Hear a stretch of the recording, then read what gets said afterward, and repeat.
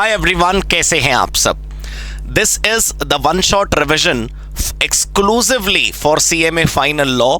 Chapter name is accounts of companies. I mean section number 128 से लेकर section number 138 तक जितने भी प्रोविजंस हैं वो सभी प्रोविजंस आप यहां पर देखेंगे। ये जो वन शॉट रिविजन का पीडीएफ है, इसमें दो चीजें हैं। पहला, हर सेक्शन के हर रूल की समरी जो हम डिस्कस करेंगे साथ में, और दूसरा, हर सेक्शन के नीचे यानी कि उस सेक्शन की समरी के नीचे उस सेक्शन से रिलेटेड हॉट क्वेश्चंस। लेकिन मुझे कहने दीजिए, वो हॉट क्वेश्चंस नहीं, वो एक्चुअली कंप्लीट क्वेश्चंस हैं। उनके अलावा कुछ भी करके जाने की आपको कोई जरूरत नहीं है। तो दोस्तों, ध्यान रखना है कि जो रिवीजन हम यहां पर करने जा रहे हैं उस रिवीजन को साथ में समझना है। ये कॉन्सेप्ट हम अभी साथ में डिस्कस करेंगे और जितने भी क्वेश्चन आंसर्स हैं वो आपको घर पर सेक्शन समरी पढ़ने के तुरंत बाद अटेम्प्ट करने हैं। सभी प्रश्न सॉल्व दिए हुए हैं, लेकिन मैंने केवल समरी रूप में फाइनल आंसर दिया है विद लॉजिक, ताकि आपका समय ज्यादा खराब ना हो और इस नोट्स को आप एग्जाम से एक रात पहले भी पढ़ पाएंगे, एक हफ्ते पहले भी पढ़ पाएंगे। बड़ी आसानी से क्रिस्पी क्रंची वे में आपको सब कुछ समझ आ जाएगा। तो स्वागत आप सबका, बिना समय खराब किए let us start accounts of companies exclusively for CMA final law. सबसे पहला सेक्शन हमारे पास है accounts of companies. Accounts of companies में जो बुक्स ऑफ अकाउंट्स का सेक्शन है वो 128 है और 129 होता है फाइनेंशियल स्टेटमेंट का, आप जानते हैं। तो अभी फाइनेंशियल स्टेटमेंट की बात हम नहीं कर रहे, हम केवल बुक्स ऑफ अकाउंट्स की बात कर रहे हैं। इसमें पहला रूल ये है कि ये सेक्शन किस पर अप्लाई होता है, बुक्स ऑफ अकाउंट्स कैसे बनाने हैं और किसे नहीं बनाने। तो हमारा आंसर ये है कि ये हर कंपनी पर अप्लाई होता है। तो ये अगर स्मॉल कंपनी है तो उस पर भी, जी हाँ, कंपनी छोटी हो, बड़ी हो, देशी हो, विदेशी हो, अपनी हो, पराई हो, सरकारी हो, प्राइवेट सेक्टर की हो, doesn't matter. Every company means every company, right. So the next point is method क्या अपनाना जरूरी है। Is it allowed to use single entry system? क्या हम सिंगल एंट्री सिस्टम इस्तेमाल कर सकते हैं? नहीं कर सकते, बिल्कुल। हमको हर हाल में डबल एंट्री सिस्टम ही यूज करना मैंडेटरी है। उसके बाद दो बेसिस आप लोगों ने अकाउंट्स में सुने होंगे, कैश या फिर एक्रूअल। क्या कंपनियों को दोनों मेथड अलाउड हैं? क्या कैश और एक्रूअल में से हम चूज कर सकते हैं? बिल्कुल भी नहीं। हमको केवल और केवल अक्रूवल मेथड ही सिलेक्ट करना है और यह मैंडेटरी है, कोई और रास्ता इसका नहीं है। अगला, प्लेस ऑफ मेंटेनेंस। जो बुक्स ऑफ अकाउंट्स हम मेंटेन करेंगे, जो बुक्स ऑफ अकाउंट्स हम बनाएंगे, जो बुक्स ऑफ अकाउंट्स हम संभाल के रखेंगे, वो कहां पर रखना मैंडेटरी है? The answer is very simple, registered office and nowhere else. उसके बाद अगला हमारा कॉन्सेप्ट है सेम सेक्शन में, अप्लीकेबल ईयर। क्या हम चाह करके बुक्स ऑफ अकाउंट्स को कैलेंडर ईयर के हिसाब से बना सकते हैं? Diwali to Diwali, Pongal to Pongal, Eid to Eid, क्या ऐसा कर सकते हैं? कतई नहीं कर सकते। हमको बुक्स ऑफ अकाउंट्स बनाने होंगे हर हाल में फाइनेंशियल ईयर के आधार पर, right. And financial year shall be from 1 April to 31 March. उसके बाद हमारा प्रोविजन है कि अगर हम अपने अकाउंट्स को keeping accounts at other place, तो क्या हम कहीं और रखना चाहें तो रख सकते हैं। ये सबसे पहले एक तो ये याद रखना है कि कहीं और रखने का मतलब है एडिशनली रखना। कहीं और रखने का मतलब स्विच करना नहीं है। आप रजिस्टर्ड ऑफिस में अकाउंट्स रखते हैं, वहां तो रखने ही होंगे, उसके साथ साथ कहीं और रखना चाहें तो रख सकते हैं, राइट। ये क्या करना पड़ेगा उसके लिए? ये आपको एक तो बोर्ड रेजोल्यूशन पास करना पड़ेगा, BR, और BR पास करने के 7 दिन के अंदर आपको माननीय रजिस्ट्रार ऑफ कंपनीज को बताना पड़ेगा। उसके बाद देखते हैं कि ब्रांचेस जो अपने अकाउंट्स बनाएंगी वो खुद बनाएंगी या फिर हेडक्वार्टर बनाएगा। भाई, कंपनी के अलग अलग ब्रांचेस, अलग अलग डिविजन, अलग अलग डिपार्टमेंट, अलग अलग लोकेशंस पर हो सकता है हो, तो ब्रांच के अकाउंट्स कौन बनाएगा? यहां पर लिखा है कि ब्रांच अपने अकाउंट्स खुद बनाएगी, चाहे इंडियन ब्रांच हो चाहे फॉरेन ब्रांच हो। लेकिन वो समरी बनाकर पीरियोडिकली यानी कि समय समय पर अपने रजिस्टर्ड ऑफिस को भेजती रहेगी। यानी कि ये हुआ रूल के जो डिटेल्ड अकाउंट्स हैं, जो जर्नल है, लेजर है, जो पूरा डिस्क्रिप्टिव अकाउंट्स बनता है फुल डिटेल में, गहराई में डूब डूब कर, वो तो ब्रांच अपना खुद बनाएगी। उसका समराइज्ड वर्जन समय समय पर वो अपने रजिस्टर्ड ऑफिस को भेज देगी। अब ये जो समय समय पर भेज देने वाला नियम है, उसमें ये नहीं लिखा है कि क्वार्टरली भेजना है, कि हाफ ईयरली भेजना है, कि मंथली भेजना है। वो आपकी कंपनियों का अपना सेटअप हो सकता है। उसके बाद देखिए कि फिजिकल अकाउंट्स रख सकते हैं कि नहीं रख सकते, या इलेक्ट्रॉनिक मैंडेटरी है, या इलेक्ट्रॉनिक रख सकते हैं कि नहीं, फिजिकल मैंडेटरी है। क्लियरली लिखा है दोस्तों कि बोथ आर अलाउड, दोनों ही अलाउड हैं। लेकिन याद रखना है हमको कि अगर हमने अपने अकाउंट्स इलेक्ट्रॉनिकली मेंटेन किए, देखो यदि हमने अपने अकाउंट्स फिजिकल मेंटेन करे तो उसके कोई रूल्स नहीं है। फिजिकल मेंटेनेंस करनी है, बस अच्छे से कर लेना, ध्यान से कर लेना, ठीक से कर लेना। लेकिन यदि आपने इलेक्ट्रॉनिक अकाउंट्स मेंटेन करे हैं तो फिर आपको ये 9 रूल्स ध्यान में रखने की जरूरत है। ये 9 रूल्स आपको फॉलो करने होंगे हमेशा, कि जो इलेक्ट्रॉनिक अकाउंट्स होंगे वो भारत में एक्सेसिबल हो। इलेक्ट्रॉनिक अकाउंट्स में एक ऑडिट ट्रेल सॉफ्टवेयर होना मैंडेटरी है। ऑडिट ट्रेल का मतलब आप जानते हैं कि जिसके अंदर कोई भी एक्टिविटी अकाउंट्स में हो, चाहे एंट्री क्रिएट करना हो, मॉडिफाई करना हो, डिलीट करना हो, उसका एक लॉग क्रिएट हो जाता है और उस फीचर को डिसेबल ना करा जा सके। ओरिजिनल फॉर्मेट में अकाउंट्स मेंटेन हो, ब्रांच के रिकॉर्ड्स भी ओरिजिनल फॉर्मेट में मेंटेन हो, लेजिबल डिस्प्ले होना चाहिए, वो ऐसा ना हो कि किसी फॉर्मेट में ऐसे हो कि हमें दिखाई ना दे पाए, पढ़ ना पाए। Storage, retrieval, display and print out की फैसिलिटी होनी चाहिए। बैकअप का सर्वर भारत में ही रहेगा। बहुत सारे आजकल क्लाउड बैकअप के चक्कर में जो बैकअप है वो विदेशों में रखे जाते हैं, लेकिन इधर अलाउड नहीं है। डेली बैकअप आपको लेना होगा इलेक्ट्रॉनिक अकाउंट्स का। और अगर आप आउटसोर्सिंग करते हैं, यानी कि आपके अकाउंट्स वर्चुअली कोई और ऑर्गेनाइजेशन मेंटेन करती है, तो इस आउटसोर्सिंग की डिटेल्स आपको आरओसी को देनी होगी। ठीक है। उसके बाद एक अच्छा और कीमती टॉपिक आप लोगों के लिए, सीएमए फाइनल के लिए ये मैंडेटरी और मेजर माना जाता है ये टॉपिक, कि इंस्पेक्शन के रूल क्या हैं। ये इंस्पेक्शन, यहां पर जो शब्द है इंस्पेक्शन, उसका मतलब वो नहीं है कि कोई सरकारी अधिकारी आकर के इंस्पेक्शन कर रहा है। इसका मतलब है कि हमारी ही कंपनी के लोग, हमारे डायरेक्टर, हमारे शेयर होल्डर, उनके प्रतिनिधि क्या अकाउंट्स को इंस्पेक्ट करने आ सकते हैं। उनको कोई शक शुबा, दिक्कत, शिकायत है, उनको कहीं डाउट है, सस्पिशियन है, उनको कोई क्वेरी है, तो वो अकाउंट्स को चेक करना चाहते हैं। क्या ऐसा हो सकता है? आइए जरा देखें। यहां पर लिखा है can be inspected only by director, right, only by director and not through any agent. याद रखना है आपको, डायरेक्टर स्वयं ही आएंगे। यदि डायरेक्टर को फाइनेंस का नॉलेज नहीं है, अकाउंट्स का नॉलेज नहीं है, और इसलिए वो किसी और को भेजना चाहते हैं, आई एम सॉरी, आप नहीं भेज सकते, आप अकाउंट्स की नॉलेज ले लीजिए। राइट। इंस्पेक्शन केवल बिजनेस आवर्स में होगा। राइट, बिजनेस आवर्स हर कंपनी के जो अपने होंगे। उसके बाद कोई भी इंस्पेक्शन फॉरेन ब्रांच का नहीं होगा। अगर आप डायरेक्टर हैं कंपनी के और आपको फॉरेन ब्रांच को इंस्पेक्ट करने का बड़ा अंदर से दिल कर रहा है, तो आप कागज ही तो देखना चाहते हो, वहां की दीवारें थोड़ी। तो कागज हम मंगा के आपको दे देंगे। समराइज्ड रिटर्न्स फॉरेन ब्रांच के क्वार्टरली रजिस्टर्ड ऑफिस को भेजे जाते हैं। ये कागज डायरेक्टर देख सकता है। याद करिएगा, फॉरेन ब्रांच क्वार्टरली बेसिस पर अपने रिकॉर्ड्स हिंदुस्तान के रजिस्टर्ड ऑफिस में भेजेगी। वो जो कागज हिंदुस्तानी रजिस्टर्ड ऑफिस में रखे हैं, डायरेक्टर साहब चाहें तो उसको इंस्पेक्ट कर सकते हैं।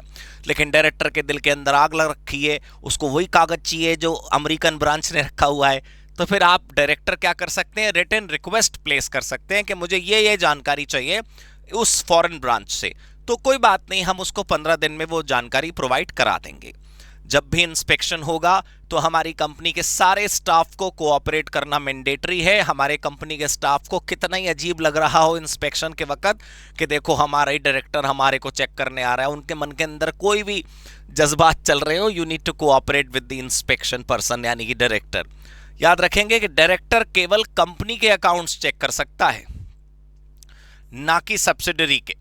यानी कि आप जिस कंपनी में हैं डायरेक्टर, आप उस कंपनी के अकाउंट चेक करेंगे, आप अपनी सब्सिडरी के अकाउंट चेक नहीं कर सकते, आप अपनी होल्डिंग के अकाउंट्स नहीं चेक कर सकते, आप अपनी एसोसिएट के अकाउंट्स नहीं चेक कर सकते। हाँ, एक रास्ता है कि अगर सब्सिडरी कंपनी के अकाउंट्स आपको चेक करने हैं तो बोर्ड ऑफ डायरेक्टर का अप्रूवल आप ले लीजिए। राइट, कृपया ध्यान रखना है, क्वेश्चन वाला आपके सामने ऐसी कहानी इमोशनल बना के देगा कि होल्डिंग कंपनी का डायरेक्टर है, सब्सिडरी कंपनी ने उस सब्सिडरी कंपनी में उसको धोखाधड़ी नजर आ रही है, so he want to inspect the accounts of the subsidiary company. कहना भाई take BOD approval of your company is director, उसके बाद ही तू इंस्पेक्शन कर सकता है। अब अगला पॉइंट है हमारा प्रिजर्वेशन पीरियड का। जो हमारे बुक्स ऑफ अकाउंट्स हैं वो कंपनी को कितने वर्षों तक संभाल के रखने हैं। यहाँ पर दो क्लॉज हैं। अगर हमारी कंपनी अंडर इन्वेस्टिगेशन है तो जब तक इन्वेस्टिगेशन नहीं पूरा हो जाता तब तक आप कागजों को हटा नहीं सकते, आपको संभाल के रखने हैं up to the tenure of investigation. और अगर आपका इन्वेस्टिगेशन नहीं चल रहा है तो नॉर्मल टाइम पीरियड है 8 ईयर्स का, 8 फाइनेंशियल ईयर्स। और ये जो प्रिजर्वेशन करना है इसमें ये भी बात याद रखनी है कि अलोंग विद वाउचर्स रखना है। आपने जर्नल एंट्री पास करी तो आपने जर्नल की नोटबुक सेफ रख ली, लेजर का सेफ रख लिया पेपर। उस जर्नल में जो एंट्री हुई वो जिस रसीद से हुई थी, जिस इनवॉइस से हुई थी, जिस वाउचर से हुई थी, जिस सपोर्टिंग डॉक्यूमेंट से हुई थी, आपने बोला यार इतना बर्डन कौन रखे, इतना वजन कौन संभाले, तुमने तो जला दिए। ये नहीं चलेगा। जिस साल के अकाउंट्स रखने हैं उस साल के आपको सपोर्टिंग डॉक्यूमेंट्स भी रखने हैं। अगला पॉइंट है कि कौन रिस्पॉन्सिबल होगा यदि अकाउंट सही से मेंटेन नहीं हुए। तो कौन रिस्पॉन्सिबल होगा? मैनेजिंग डायरेक्टर प्लस, ये सब लोग प्लस में हैं। Whole time director finance category का plus, CFO chief financial officer plus, अगर कंपनी के अंदर कोई और अधिकारी है जो बोर्ड ऑफ डायरेक्टर ने ऑथराइज किया है कि भाई तुम भी अकाउंट्स देखोगे तो वो भी रिस्पॉन्सिबल होगा। इस प्रकार सेक्शन 128 कंप्लीट हुआ। अब देखिएगा 128 में मैंने क्वेश्चन आंसर्स कैसे किस प्रूफ से दिए मैं आपको थोड़ा दिखा देता हूं। क्वेश्चन नंबर 1 राइट, ये इस अटेम्प्ट में आया और ये उसका फाइनल आंसर। जब आप इसको एग्जाम में लिखेंगे तो ऑब्वियसली आप एग्जाम में इसको इलैबोरेट करके लिखेंगे। आप पहले पूरा प्रोविजन समझाएंगे, केस की कहानी समझाएंगे, उसका कंक्लूजन लिखेंगे। This is one shot revision right, this is not the writing practice session. So we need to tell you कि भाई तुम ये क्वेश्चंस कर जाओ, थोड़ा सा माइंड अप्लाई करना और थोड़ा सा भाई की बात समझना। I am not here to give you the writing practice session in this class, this is the one shot revision of a particular chapter. तो आपको क्या करना चाहिए कि भाई ये वाले क्वेश्चन का आंसर ये है, इस वाले टॉपिक के ये वाले क्वेश्चन हमको करके जाने हैं, बस ये ध्यान रखना है आपने। तो देखो ध्यान से, क्वेश्चन नंबर 1 2 3 4 राइट। अब देखो जैसे ये आंसर बड़ा है तो ये बड़ा नहीं है, ये उतनी चीजें मैंने यहां रखी हैं जिनको तुम स्किप नहीं कर सकते। उसके अंदर पिछले क्वेश्चन में जैसे सिर्फ एक लाइन तुमको याद रह जाएगी तो भी तुम लिख लोगे, ये ध्यान में रखते हुए हमने क्वेश्चंस यहां पर बनाए हैं। Now let us come to the next section, section number 129। 129 का नाम है फाइनेंशियल स्टेटमेंट, फाइनल अकाउंट जिसे हम अच्छे नाम से जानते हैं, आसान नाम से। तो फाइनेंशियल स्टेटमेंट में भी सिमिलर फॉर्मेट है, आप देख पा रहे हैं।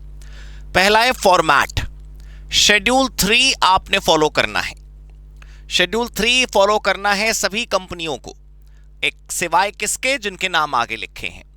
बैंकिंग कंपनी को शेड्यूल 3 फॉलो करने की जरूरत नहीं है, इंश्योरेंस कंपनीज को फॉलो करने की जरूरत नहीं है, इलेक्ट्रिसिटी कंपनीज को फॉलो करने की जरूरत नहीं है, और वो कंपनियां जिनके लिए सेपरेट एक्ट बनाया गया है, यानी कि वो organisations which are governed by the separate act of parliament need not to follow the schedule 3 of the companies act right. चलो, एग्जेम्पशन फ्रॉम शेड्यूल 3, ये मैंने पहले भी आपको अभी ऊपर बताया। जो सेपरेट एक्ट वाली कंपनीज हैं उनको एग्जेम्पशंस है, जैसे banking regulation act, insurance act, electricity act और any other act. Presentment, presentment का मतलब होता है कि आपकी कंपनी के जो फाइनेंशियल स्टेटमेंट्स हैं उनको आप प्रेजेंट करेंगे किनके सामने, शेयर होल्डर्स के सामने। और ये कौन सी वाली जनरल मीटिंग में करना है, एनुअल जनरल मीटिंग। आप सब फाइनल में हैं, आपको पता है, मैं फिर भी एक लाइन बता दूं, शेयर होल्डर्स की कोई भी मीटिंग हो दोस्तों उसको जनरल मीटिंग कहते हैं। अगर वो जनरल मीटिंग साल में एक बार वाली हो रही है, यानी कि 31 मार्च के बाद और 30 सितंबर से पहले वाली हो रही है, जिसमें अकाउंट्स फाइनलाइजेशन होता है, उसको बोलते हैं एनुअल जनरल मीटिंग। और उसके अलावा जितनी भी जनरल मीटिंग होती है उसको बोलते हैं EGM, extra ordinary general meeting. यानी कि जनरल मीटिंग एक बड़ा शब्द है, उसके दो पार्ट हो गए या दो कैटेगरीज हो गई, एक एनुअल वाली जनरल मीटिंग और एक एक्स्ट्रा ऑर्डिनरी वाली जनरल मीटिंग, ठीक है। So we are talking about AGM. Consolidation mandatory है अगर आप होल्डिंग सब्सिडियरी रिलेशनशिप में हैं, यानी कि अगर आप एक होल्डिंग कंपनी है तो आपको अपने अकाउंट्स तो बनाने ही है स्टैंड अलोन वाले, आपको अपनी सब्सिडियरी के भी अकाउंट्स बनाने होंगे। अकाउंटिंग स्टैंडर्ड को थोड़ा ध्यान से देखिएगा, यहां लिखा है कि अकाउंटिंग स्टैंडर्ड्स कंप्लाई करना कंपलसरी है। अगर आपने कंप्लाई नहीं करा तो आपको डिस्क्लोज करना है। क्या क्या डिस्क्लोज करना है, एक तो ये फैक्ट डिस्क्लोज करना है कि हमने एएस फॉलो नहीं करे। दूसरा रीजन बताना है कि हमने अकाउंटिंग स्टैंडर्ड कौन सा क्यों नहीं फॉलो किया, और अगर हम फॉलो करते तो पी एंड एल अकाउंट की पोजीशन क्या होती और फॉलो नहीं किया तो पी एंड एल अकाउंट की पोजीशन क्या है। यानी कि हमारे प्रॉफिट पोजीशन, हमारी सॉल्वेंसी पोजीशन, हमारी लिक्विडिटी पोजीशन पर क्या असर पड़ा यदि हम अकाउंटिंग स्टैंडर्ड फॉलो करते तो क्या होता, हमने नहीं किया तो क्या हुआ, वो एक कंपैरेटिव दिखाना पड़ता है आपको अपने बैलेंस शीट के समय। अगला प्रोविजन है एग्जेम्पशन। ये साधारण सी बात है कि केंद्र सरकार को ये हक है कि वो किसी भी कंपनी को पब्लिक इंटरेस्ट में एग्जेम्पशन दे सकती है कि चलो भाई तुम मत फॉलो करना, पूरा शेड्यूल 3 फॉलो मत करना या थोड़ा फॉलो मत करना, पूरा सेक्शन 129 फॉलो मत करना या थोड़ा मत करना, कोई पर्टिकुलर प्रोविजन मत फॉलो करना। यानी कि विद और विदाउट कंडीशन मिल सकती है आपको एग्जेम्पशन, पार्शियल या टोटल मिल सकती है, या फिर ऑल कंपनीज को मिल सकती है या कुछ कंपनीज को मिल सकती है, अब वो तो भाई सरकार जाने। अंतिम पॉइंट है पर्सन लायबल। ये बिल्कुल वही है जो आपने 128 में भी देखा था कि यदि ये फॉलो नहीं होते तो कौन जिम्मेदार होगा। 129 के कंप्लायंस ना होने पर मैनेजिंग डायरेक्टर, फाइनेंस वाले whole time director, chief financial officer या फिर कोई और पर्सन ऑथराइज्ड बाय बीओडी। देखो जो बहुत बड़ी कंपनीज हैं लाइक लिस्टेड कंपनीज और companies which have great amount of turnover, like जहां पर सेक्रेटरियल ऑडिट होता है, 250 करोड़ का ज्यादा टर्नओवर है, उन कंपनीज में मतलब 250 करोड़ थ्रेशोल्ड नहीं, मैं तो वैसे एक एग्जांपल बता रहा हूं। जो बिग कंपनीज हैं they are also appointing CAO, chief accounts officer, so that's an example of any other person. जैसे बोर्ड ऑफ डायरेक्टर्स अच्छे से समझते हैं बड़ी कंपनियों के कि अकाउंट्स अलग फंक्शन है और फाइनेंस अलग फंक्शन है, तुम लोग भी समझते होगे, तो तुम chief accounts officer as an example लिख सकते हो पेपर के अंदर। अब तुमने देखा इसके ऊपर ये क्वेश्चंस हैं और ये अपडेटेड क्वेश्चंस हैं, इसमें हमने पूरा प्रयास किया है कि कोई एरर नहीं है। अगर प्रोविजन चेंज हो गया है तो हमने आंसर भी अपडेट कर दिया है, ठीक है। इसके बाद हम आएंगे अपने अगले सेक्शन पे, सेक्शन नंबर 129A। हाँ 130 से पहले की ऐड हो गया। Section number 129A periodical financial results. ये क्या होता है पहले तो ये समझो भाई। जो तुमने 129 सुना वो क्या था, financial results, financial statement, PNL balance sheet. तो वो पीएनएल और बैलेंस शीट कब के हैं वो तो बताओ। वो हैं 1 अप्रैल से 31 मार्च के, यानी कि कंप्लीट फाइनेंशियल ईयर के।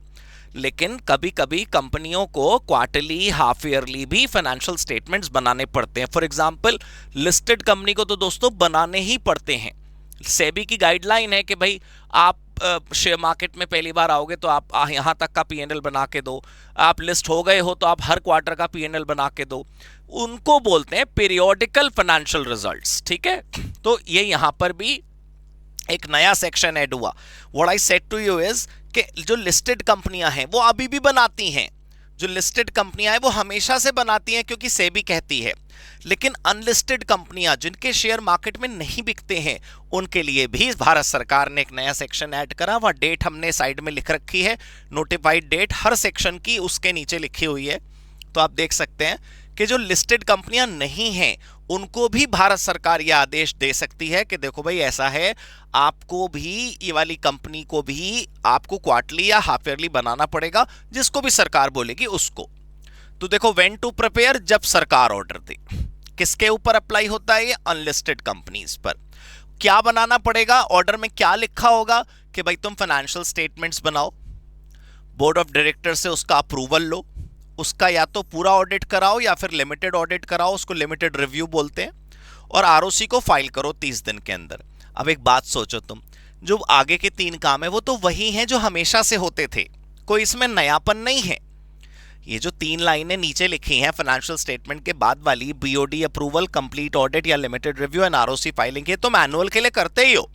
बस यहां पर ये लिखा है कि यदि केंद्र सरकार 129A में आपको ऑर्डर देती है तो वो क्या क्या ऑर्डर देगी, सिर्फ अकाउंट्स बनाने का नहीं, फाइनेंशियल स्टेटमेंट बनाने का नहीं, बनाने का, बीओडी अप्रूवल लेने का, ऑडिटर से ऑडिट कराने का या छोटा ऑडिट लिमिटेड रिव्यू कराने का, और आरओसी को फाइल करने का। मतलब वो सभी काम जो आप एनुअल अकाउंट्स का करते हैं वो आपको पीरियोडिकल अकाउंट्स का भी करना पड़ सकता है यदि सरकार आपको कहेगी तो, right. So 129A is done. Now उसके क्वेश्चंस देखिए, एक ही क्वेश्चन है, तो जब ये एक ही क्वेश्चन है तो एक ही है, ठीक है। और अगर देखो आप किसी क्वेश्चन के आगे सीए लिखा है, इसका मतलब यह है कि सीएमए के अंदर इससे कोई क्वेश्चन आज तक नहीं आया। आप क्रॉस चेक कर लो, ठीक है। हमने खूब खोद खोद के रिसर्च कर रखी है। चार्टर्ड अकाउंटेंसी में इसका क्वेश्चन आया, सीएमए में इसका क्वेश्चन नहीं आया, so we have taken chartered accountancy वाला question. But we must go complete, right, we must go absolutely ready कि अगर ये क्वेश्चन आ भी जाए, आपके यहां पर उठकर आ जाए तो भी कोई प्रॉब्लम नहीं है, ठीक है। चलो, now we'll see 130। Section 130 is about कि जब आपको अदालत कहेगी कि वो वाली बैलेंस शीट जिसका ईयर क्लोज हो चुका है उसको रीओपन कर लो, तो हम कर देंगे, हमें क्या दिक्कत है। अदालत आदेश दे रही है ना, तो कोर्ट या ट्रिब्यूनल के आदेश पर हम अपने बुक्स ऑफ अकाउंट्स को रीओपन कर देंगे, क्योंकि अदालत ऐसा कह रही है। अब वो जो रीओपनिंग होगी उसके कुछ रूल्स जो होंगे, उसके रीजंस होंगे, उससे रिलेटेड कुछ प्रोविजंस हैं, वो यहां पर आपको 130 में देखने को मिलेंगे। बहुत छोटे छोटे पॉइंट्स हैं, ध्यान से देखिएगा। पहली बात, व्हेन टू रीओपन, कब हम रीओपन करेंगे। सबसे पहली बात, reopening is allowed only for last 8 financial years. दूसरी बात, ओनली आफ्टर द कोर्ट और ट्रिब्यूनल्स ऑर्डर, राइट। और ये जो कोर्ट और ट्रिब्यूनल का ऑर्डर है, ये तभी आएगा जब अदालत एक नोटिस भेजेगी, only after notice to all and taking a note of their reply. यानी कि जैसे सबसे पहले एक बात सोचो, अदालत हमारी दुश्मन तो है नहीं। अदालत के पास कोई आदमी शिकायत लेके पहुंचा होगा हमारी कंपनी की, फलानी कंपनी ने फलाने साल में कुछ गड़बड़ कर रखी है, तो अदालत एकदम से ऑर्डर नहीं देगी रीओपनिंग का। अदालत अलग अलग पार्टीज को नोटिस भेजेगी, जैसे इनकम टैक्स वालों को, सेबी को, जीएसटी डिपार्टमेंट को, अलग अलग अथॉरिटीज को या अलग अलग लोगों को, कि भाई देख लो इस कंपनी के ऊपर ये मामला उठ रहा है, आप लोगों ने कुछ कहना है। तो सबकी सुनने के बाद, कंपनी की सुनने के बाद फिर कोर्ट ऑर्डर देगी। ऐसा नहीं है कि कोई भी शिकायत लेके पहुंच गया और 15 मिनट में ऑर्डर हो गया, ऐसी, ठीक है, ऐसी गूगली नहीं होनी है। ग्राउंड्स ऑफ द ऑर्डर, देखो आप जैसे फाइनल के लोगों के लिए ये चीजें बहुत इंपॉर्टेंट होती हैं कि अगर ये टॉपिक इंटर में होता तो भले ही हम इतना गहराई में ना जाते। सवाल उठता है कि अदालत ऑर्डर करेगी तो अदालत ऑर्डर क्यों कर रही है। क्योंकि उसको एप्लीकेशन मिला है किसी से, और किसी से वो कौन है, वो है central government, income tax authorities, SEBI, any other statutory body और अथॉरिटी या एनी अदर कंसर्न्ड पर्सन। आपका मैं ध्यान चाहूंगा इस शब्द पर, एनी अदर कंसर्न्ड पर्सन। ये बहुत बड़ा शब्द है। एनी अदर कंसर्न्ड पर्सन का मतलब हुआ कि कोई कर्मचारी तक जाकर के शिकायत कर सकता है, कोई डेटर या क्रेडिटर भी जाकर शिकायत कर सकता है। हाँ, बस उसका अपना कुछ इंटरेस्ट हर्ट होना चाहिए। यानी कि तुम ये गलती में मत रहना कि सिर्फ सरकारी अथॉरिटीज ही शिकायत कर सकती हैं, एनी अदर पर्सन भी शिकायत कर सकता है। और ये छोटा सा शब्द हम भूल जाते हैं, अंत में आता है, इसलिए तो ध्यान रखना, any other person can also file शिकायत अगेंस्ट द कंपनी। नाउ ये जो लोग शिकायत लेके जाएंगे, ये तो अदालत के रिश्तेदार हैं, अदालत तो इनकी शिकायत तुरंत मान लेगी। अरे तो किसी की शिकायत मानने पर भी तो कोई आधार होना चाहिए ना, शिकायत में दम होना चाहिए। किस बात की शिकायत लाए हैं ये, कि हमने अकाउंट्स फ्रॉडुलेंट बनाए हैं या फिर हमने अपनी कंपनी के अफेयर्स में मिसमैनेजमेंट किया है। अगर शिकायत में ये दो बातों का मैटर है तब कोर्ट केस ओपन करेगा, कोर्ट केस लेगा, वरना नहीं, ठीक है। ये जो पॉइंट है इंक्रीज्ड पीरियड ऑफ रीओपनिंग, ये भी ध्यान देने योग्य है। वैसे तो मैंने सारे पॉइंट बहुत ध्यान देने योग्य ही इकट्ठे किए हैं। यहाँ लिखा है कि देखो अगर आपकी कंपनी इन्वेस्टिगेशन में नहीं है तो बस 8 साल तक के ही अकाउंट्स हमने मेंटेन किए होंगे, वही रीओपन हो सकते हैं, उससे पहले के हो सकता है हो ही ना हमारे पास। लेकिन अगर हमारी कंपनी इन्वेस्टिगेशन है तो तुम्हें याद है जब तक इन्वेस्टिगेशन चल रहा है तब तक के अकाउंट्स तुमको संभाल कर रखने पड़ेंगे और तब तक के अकाउंट्स भी रीओपन हो पाएंगे। तो देखो यहाँ क्या लिखा है कि अगर हमारी कंपनी अंडर इन्वेस्टिगेशन है तो फिर ये रीओपनिंग वाला पीरियड जो है वो क्या हो जाएगा, इंक्रीज, राइट। बिल्कुल क्लियर। 130 कंप्लीट। अब चलते हैं 131 पर। 131 के अंदर भी पता है आपको रीओपनिंग ही होगी, बस वहां वॉलंटरी रिवीजन होगा। हम अपनी इच्छा से रिवीजन करेंगे and not because of some complaint और सम कोर्ट ऑर्डर्स, ठीक है। लेकिन हाँ, हम खुद भी करेंगे तब भी हमको अप्रूवल तो लेना ही पड़ेगा।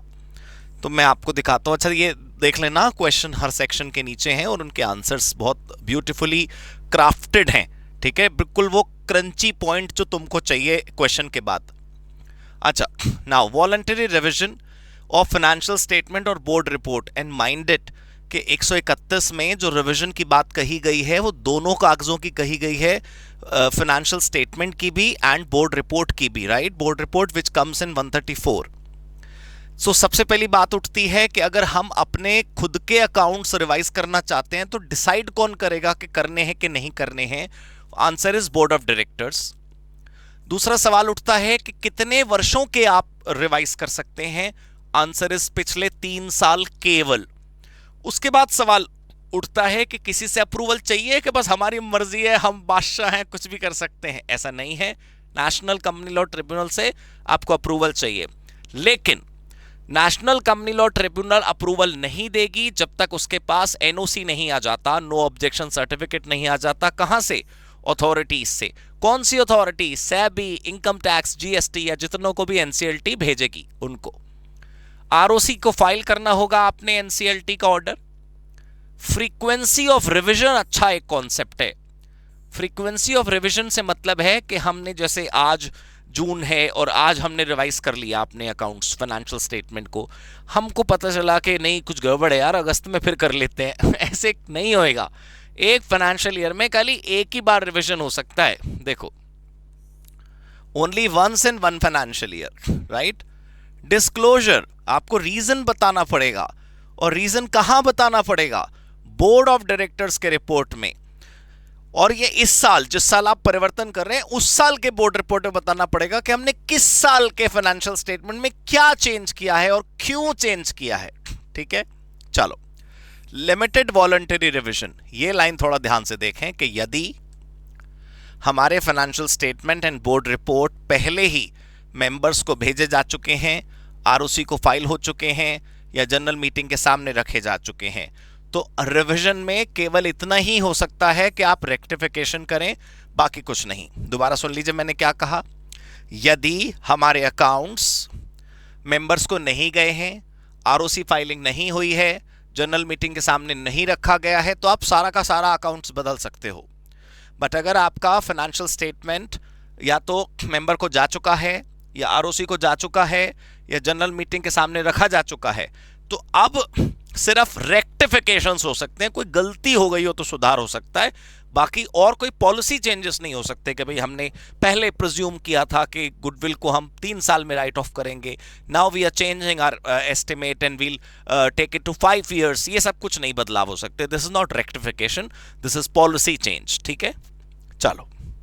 तो इसके ऊपर भी एक क्वेश्चन है, राइट? ये 4 नंबर जून 16 में। खैर, अब सेक्शन 132 पढ़ते हैं, नेशनल फाइनेंशियल रिपोर्टिंग अथॉरिटी। तो नेशनल फाइनेंशियल रिपोर्टिंग अथॉरिटी में सबसे पहले तो दोस्तों आपको यह याद रखना है कि एनएफआरए सारी की सारी कंपनियों को गवर्न नहीं करती है। एनएफआरए का बेसिक उद्देश्य सुनिए क्या है, और एनएफआरए इस उद्देश्य को लेकर किन कंपनियों को गवर्न करती है। पहली बात, एनएफआरए का उद्देश्य है अकाउंटिंग और ऑडिटिंग के प्रोफेशन में काम करने वाले लोग और इन्वॉल्व लोगों को गवर्न करना, यानी कि अकाउंटेंट्स यानी कि ऑडिटर्स, प्लस वो कंपनियां जिनके ये अकाउंटेंट्स होंगे और जिनके हम ऑडिटर्स होंगे, उन कंपनियों को गवर्न करने का अधिकार एनएफआरए को है। तो याद कर लेते हैं दोबारा अच्छे से कि हिंदुस्तान में जितनी कंपनियां हैं उनको 2 भागों में बांट दिया गया है।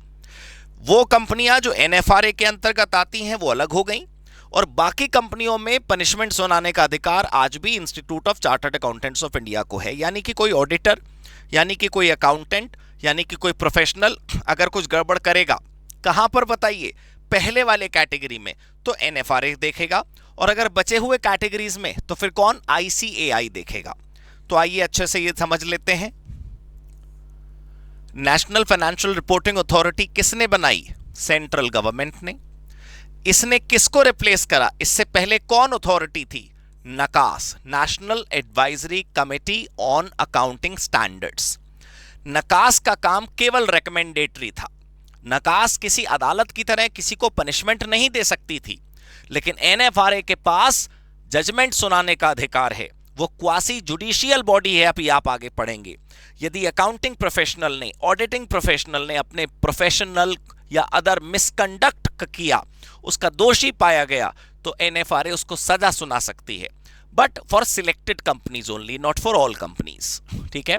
So it's a quasi judicial organisation और इसके पास सिविल कोर्ट की सभी शक्तियां हैं। जैसा कि मैंने आपको बताया कि सारी कंपनियों को ये गवर्न नहीं करती, ये केवल सिलेक्टेड कंपनियों को गवर्न करती है। और उन कंपनियों की नाम कहां लिखे हैं? रूल 3 में, इसलिए उन कंपनियों को रूल 3 कंपनियां भी कहते हैं। तो रूल 3 कंपनियां कौन सी हैं? ये मैंने लिस्ट लिख दी है आप सबके आसानी के लिए। रूल 3 कंपनी कौन सी है? पहली लिस्टेड कंपनी। याद रखना है कि लिस्टेड कंपनी चाहे भारत वाली चाहे विदेश वाली, कोई कंपनी ऐसा है मान लो जो भारत में लिस्टेड नहीं है लेकिन विदेश में लिस्टेड है, तो वो हमारे लिए लिस्टेड ही है, एनएफआरए लगेगी उसके ऊपर। अनलिस्टेड पब्लिक कंपनी जिसकी या तो कैपिटल 500 करोड़ या उससे ज्यादा है, या फिर टर्नओवर 1000 करोड़ या उससे ज्यादा है, या फिर outstanding loan debenture deposit 500 crore या उससे ज्यादा है पिछले साल। Insurance companies, banking companies, electricity companies, special act companies, कोई और ऑर्गेनाइजेशन जो सरकार रेफर करे, कोई और ऑर्गेनाइजेशन जो 8वां है वो ज्यादा ध्यान से सुनना, any body corporate, whether Bharat में इनकॉर्पोरेटेड वेदर विदेश में इनकॉर्पोरेटेड, लेकिन शर्त यह है कि नीचे दी गई सारी कंडीशंस फुलफिल होती हो। 8वें पे ध्यान देना, any body corporate whether registered in India और registered outside India, but it must be registered of course, plus all the following condition satisfy. कौन कौन सी? पहला, ये किसी एक सब्सिडरी या एसोसिएट होनी चाहिए किसी ऊपर वाली कंपनी की, इनमें से किसी कंपनी की सब्सिडरी या एसोसिएट होनी चाहिए, प्लस इसकी इनकम या नेटवर्थ, कंसोलिडेटेड इनकम या नेटवर्थ का 20% या उससे ज्यादा होनी चाहिए, 20% से ज्यादा ही होनी चाहिए, इक्वल नहीं, ठीक है। बस ये 2 कंडीशन आपको पूरी करनी है, करेक्ट। चलो अब आगे पढ़ते हैं। एनएफआरए की कंपोजिशन क्या है? नेशनल फाइनेंशियल रिपोर्टिंग अथॉरिटी के अंदर कौन कौन महान लोग बैठते हैं? आइए देखें। पहला, एक चेयरपर्सन एंड 15 मेंबर्स। उन 15 मेंबर्स में से केवल एक फुल टाइम होना मैंडेटरी है, बाकी सभी पार्ट टाइम हो सकते हैं, कोई समस्या नहीं, ठीक है। चेयरमैन साहब जो हैं वो एमिनेंट इंडिविजुअल होने चाहिए, प्रसिद्ध इंडिविजुअल। उनके अंदर ज्ञान होना चाहिए किसका? या तो अकाउंट्स का, या तो ऑडिट का, या तो फाइनेंस का, या तो लॉ का। चारों का ज्ञान नहीं चाहिए, किसी एक का भी होगा तो बस बल्ले बल्ले है हमारे लिए तो। और एनएफआरए के अंदर 3 कमिटियां होती हैं, कमिटीज, ताकि यूं समझ लीजिए कि एनएफआरए के अलग अलग डिवीजन हो गए, या एनएफआरए के अलग अलग डिपार्टमेंट्स हो गए, या अलग अलग यूनिट्स हो गई। तो 3 यूनिट्स हैं इनकी। पहला, accounting standard committee, AS, accounting standard committee. दूसरा है SA committee, standard on account, standard on auditing committee. SA is auditing standard, बोलते कैसे हैं? Standard on auditing committee. और तीसरा एनफोर्समेंट कमिटी, यही है वो जज वाली कमिटी। मतलब अगर आप अपने अकाउंटिंग या ऑडिटिंग प्रोफेशन की जो है मर्यादा भंग करते हैं तो ये एनफोर्समेंट कमिटी आपको पनिशमेंट दे देगी। अपॉइंटमेंट टू बी वैलिड, अच्छा ये लाइन कीमती है। ये लाइन आपको अलाइड लॉ में भी कई बार देखने को मिलेगी, जो कॉर्पोरेट के साथ इकोनॉमिक लॉज हैं आपके, उनमें भी, जैसे कॉम्पिटिशन कमिश्नर ऑफ इंडिया, या इंश्योरेंस IRDA का चेयरमैन, या सेबी का कोई अधिकारी, अगर उनके अपॉइंटमेंट में कोई इर्रेगुलरिटी पाई जाती है, या एनएफआरए के किसी मेंबर में अपॉइंटमेंट करते समय गलतियां हो गई, अपॉइंटमेंट प्रोसीजर ठीक से फॉलो नहीं हुआ, इसका मतलब यह नहीं है कि अपॉइंटेड पर्सन के साइन इनवैलिड हो जाएंगे। एक अधिकारी का अपॉइंटमेंट गलत तरीके से हो गया, एक अधिकारी का अपॉइंटमेंट कानूनन नहीं हुआ, जैसे होना चाहिए था वैसे नहीं हुआ, तो इसका मतलब ये थोड़ी है कि साहब वो उसके करे गए जो कार्य रहे वो सब खत्म हो गए। जो भी उसने अब तक किया वो सब कुछ वैलिड रहेगा। मैं बता रहा हूं ये हर अथॉरिटी के केस में होता है। Past actions will not be held invalid just because the procedure of appointment was not valid, ठीक है। चलो फंक्शंस देखते हैं। फंक्शंस में आप लोग 2 बातों का ध्यान रखना। एक तो फंक्शन समझने वाले नहीं है, बस थोड़ा सा लिस्ट है वो आप याद कर लेना। दूसरी बात जो आपको शब्द बिल्कुल भूलना नहीं है वो है oversee the functions performed by accounting and auditing professional, या to ensure quality of service of accounting and auditing professional. ये सबसे इंपॉर्टेंट काम है इनका, ठीक है। देखिए सबसे जरूरी काम इनका यह है मॉनिटर एंड एनफोर्स कंप्लायंस, नहीं ये वाला दूसरा, oversee quality of service of professionals. मतलब आप बाकी भी नहीं मिस करेंगे, बाकी भी याद रखेंगे, लेकिन मैं कह रहा हूं इस वाले को आपने बिल्कुल भूलना नहीं है। चलिए, एक अच्छा पॉइंट हमने अलग से कवर किया है इन्वेस्टिगेशन पावर का, कि एनएफआरए के पास ये शक्ति है कि वो एक इन्वेस्टिगेटिंग अथॉरिटी जैसे कि एसएफआईओ है, जैसे सीबीआई है, जैसे ईडी है, उसी प्रकार एनएफआरए भी इन्वेस्टिगेशन का काम कर सकती है। और इस काम को करने के लिए दो ऑप्शंस हैं, या तो वो अपनी मर्जी से ऐसा कर ले, सुयो मोटो, ये बहुत खतरनाक पावर होती है सुयो मोटो। दूसरा, या फिर सेंट्रल गवर्नमेंट के कहने पर ऐसा कर सकती है। अच्छा, जब ये इन्वेस्टिगेशन करने आएगी तो ये किस मामले में इन्वेस्टिगेशन करेगी कि प्रोफेशनल एंड अदर मिसकंडक्ट तो नहीं हुआ। क्या ये सभी कंपनियों का इन्वेस्टिगेशन कर सकती है? नहीं, वो तो हमने पढ़ा था, केवल रूल 3 कंपनीज और उनके लिए काम करने वाले अकाउंटिंग एंड ऑडिटिंग प्रोफेशनल्स, यानी कि कोई चार्टर्ड अकाउंटेंट यदि रूल 3 कंपनीज के अलावा किसी और कंपनी का काम करता है तो हम उसकी बात नहीं करेंगे। केवल रूल 3 कंपनीज की बात चल रही है, किसी और कंपनी की बात नहीं। तो रूल 3 कंपनी का अकाउंटिंग प्रोफेशनल, रूल 3 कंपनी का ऑडिटिंग प्रोफेशनल केवल, ठीक है, कहीं और नहीं। चलो, अब देखो पेनल्टी का ऐसा है, मैंने बस लिख तो दी है यहां पर, लेकिन पेनल्टी मैं हमेशा आपसे ये कहता हूं कि आपको इतना देखो, पेनल्टी कितनी याद करके जाओगे। हर सेक्शन की पेनल्टी है, हर सेक्शन में पेनल्टी है। एनएफआरए जो सजा सुना सकती है ये उसकी मैक्सिमम लिमिट है। ये मुझे मेरे निजी ओपिनियन में इंपॉर्टेंट लगी, इसलिए मैंने इसको कवर कर लिया। बाकी मैंने किसी सेक्शन की पेनल्टी एज सच इंक्लूड नहीं करी अपने वन शॉट रिवीजन में। देखो, अगर इंडिविजुअल चार्टर्ड अकाउंटेंट को पेनल्टी सुनाई जा रही है तो मिनिमम 1 लाख और maximum 5 Guna of the fees. अगर जो अपराधी है वो सीए फर्म है, पार्टनरशिप फर्म, सीए फर्म, तो मिनिमम 5 लाख और 10 गुना ऑफ द फीस।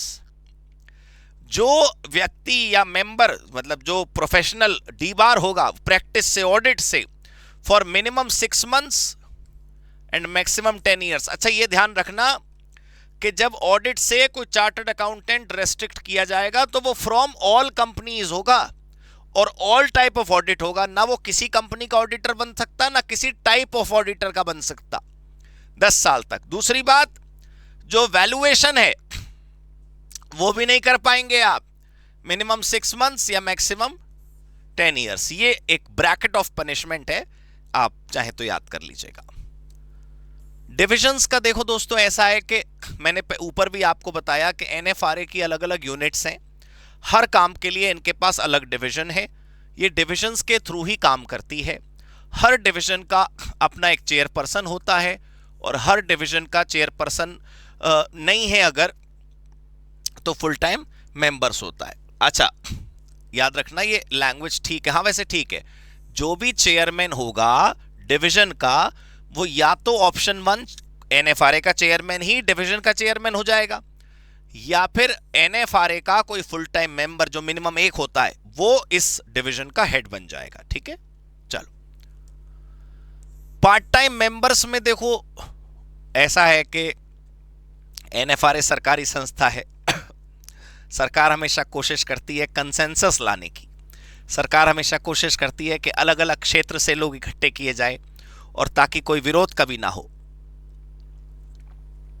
तो एनएफआरए में कभी कोई विरोध ना हो, इसलिए देखो एनएफआरए के जो मेंबर्स हैं वो कहां कहां से आते हैं। देखिए, एमसीए का रिप्रेजेंटेटिव, सीएजी का रिप्रेजेंटेटिव, आरबीआई का रिप्रेजेंटेटिव, सेबी का रिप्रेजेंटेटिव, सीए इंस्टीट्यूट का रिप्रेजेंटेटिव, अकाउंटिंग स्टैंडर्ड बोर्ड का चेयरपर्सन, ऑडिटिंग स्टैंडर्ड बोर्ड का चेयरपर्सन और 2 एक्सपर्ट्स ऐसे जो अकाउंट्स, ऑडिट, फाइनेंस या लॉ से हो। अच्छा, तुमने देखा होगा अभी कि एनएफआरए में इतने सारे मेंबर्स थे, 15 मेंबर्स थे, उसमें से एक फुल टाइम था, बाकी पार्ट टाइम थे। तो ढूंढेंगे कैसे, किसको लेना है, उसकी सिलेक्शन कमेटी है हमारे पास। सिलेक्शन कमेटी में कैबिनेट सेक्रेटरी हेड हैं, प्राइम मिनिस्टर के प्रिंसिपल एडिशनल सेक्रेटरी, एमसीए के सेक्रेटरी, एनएफआरए का चेयरमैन और 3 experts from accounts, audit, finance, law. ये सिलेक्शन कमेटी है जो ढूंढती है कि भाई किसको हमने एनएफआरए के अंदर लेना है। मेरी नज़र में अगला पॉइंट बहुत कीमती है, conflict of interest. This is very important. Conflict of interest is very important in SEBI, in competition, in IRDA, in RBI and also here। क्या है ये पॉइंट कि जो NFRA का फुल टाइम मेंबर है वो नहीं एसोसिएट होगा किसी ऑडिट फर्म या कंसल्टेंसी फर्म में। +2 इयर्स का क्या मतलब है? जब तक तुम NFRA का फुल टाइम मेंबर है तब तक तो तुम वैसे भी किसी कंसल्टेंसी फर्म को ज्वाइन नहीं कर सकता। जब तुम फुल टाइम मेंबर का पद से रिटायर होगा, जब तुम NFRA से रिटायर होगा, उसका भी 2 साल तक तुम किसी CA फर्म को, कंसल्टेंसी कंपनी को, फर्म को ज्वाइन नहीं कर सकते। ठीक है, चलो। अपील अगेंस्ट, अच्छा नहीं, है declaration about lack of independence. Obviously chairperson को और मेंबर्स को, सेंट्रल गवर्नमेंट को ये लिख कर देना होता है कि हमारा कोई कॉन्फ्लिक्ट ऑफ इंटरेस्ट नहीं है, हम दो तरफ से लड्डू नहीं खा रहे, हम NFRA के लिए ही इंडिपेंडेंटली वर्क करेंगे।